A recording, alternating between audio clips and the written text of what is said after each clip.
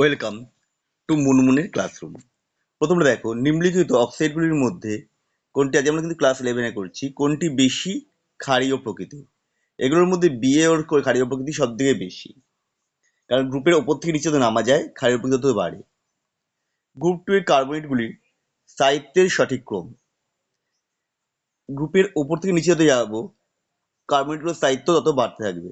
শুধু এটাও হয়ে যাবে option B, BaCO3 greater than CrCO3 greater than CaCO3 greater than MgCO3. Milk of magnesia, milk of magnesia কোনটা হবে না, MgOH2। এটা একটা অ্যান্টাসিড রূপে ব্যবহার হয়। পরে দেখো, আম্লিক ও ক্ষারীয় উভয় মাধ্যমেই H2O জারক দ্রব্য রূপে কাজ করে, এটা সঠিক। 298 উষ্ণতায় H2O2 ঘনত্ব D2O এর তুলনায় কম, এটা ভুল। তার মানে বিবৃতি 1 সত্য 2 মিথ্যা, অর্থাৎ অপশন বি। গ্রুপ 13 মৌলগুলোর অক্সাইডের আম্লিকতা বৃদ্ধির সঠিক ক্রম, এটা হবে অপশন ডি। আম্লিকতা উপর থেকে নিচে কমে, ক্ষারকতা বাড়ে যেহেতু, সেই জন্য এটা হচ্ছে।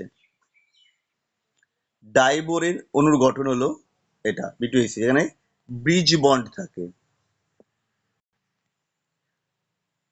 LOH3 এটা জিলেটিনীয় সাদা অদক্ষেপ, যা HCl এ অদাব্য, HCl এই কারণে নিচে দাব্য। কারণ কেন দাব্য না, LOH3 হচ্ছে উপমুখী প্রকৃতির, সেই জন্য দ্রুতই দ্রবীভূত হয়, দুটোর সাথে বিক্রিয়া করে, অর্থাৎ এ ও আর উভয় সঠিক, এবং আর হলো এর সঠিক ব্যাখ্যা, অপশন এ। তারপরটা CH3 SiCl2 এর আদ্যবিশে উৎপন্ন হয়, এটা হবে অপশন সি, এই যৌগটা তৈরি হয়। রেড লেডের সংকেত হচ্ছে Pb3O4, এটা সিঁদুর হিসেবে কাজে ব্যবহার করা হয়।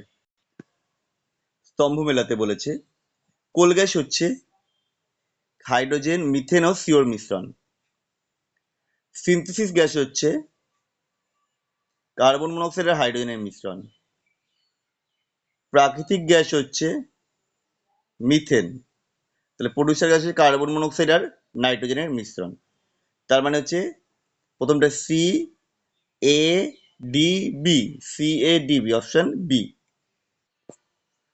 CO2 কে CO তে রূপান্তরিত করতে গ্যাসকে পাঠানো হবে কার্বনের ওপর দিয়ে, তাহলে C+CO2 তৈরি হয়ে যাবে 2CO। আমাদের ভিডিও তোমাদের কেমন লাগলো কমেন্ট করে জানাও।